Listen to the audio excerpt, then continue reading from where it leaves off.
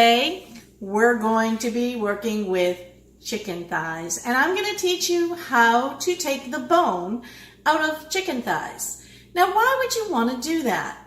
Well, if you're somebody like me who likes the chicken thigh, but they don't like seeing the bone in there, then this is going to make you very happy.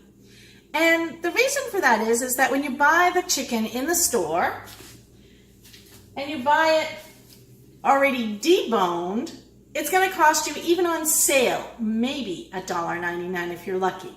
Now, if you think about that, that's 4.5 pounds. Even if you bought these on sale, deboned at $1.99 a pound, you're still saving about $1.30 a pound. Times that by 4.5, $1.30 times 4.5, and you've saved over $5 on one package. So let's go ahead and show you how to do this. Alrighty? So I've already done some.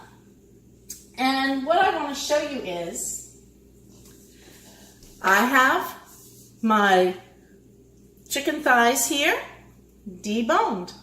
I left the skin on only because we're going to grill them, and sometimes I like the added fat in there.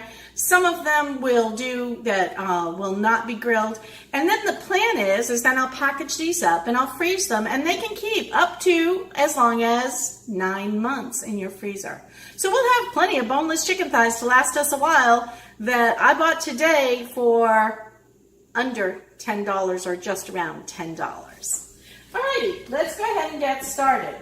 Oh, and by the way, I forgot to tell you, those bones that I've cut out, we're going to be able to use those for stock. So I can either freeze them till I'm ready to use them, I can make my stock today. It's entirely up to you, whatever you want to do. I'm going to freeze mine because I've only got a short amount of time today, and I want to spend my time deboning these thighs. Thanks for watching today.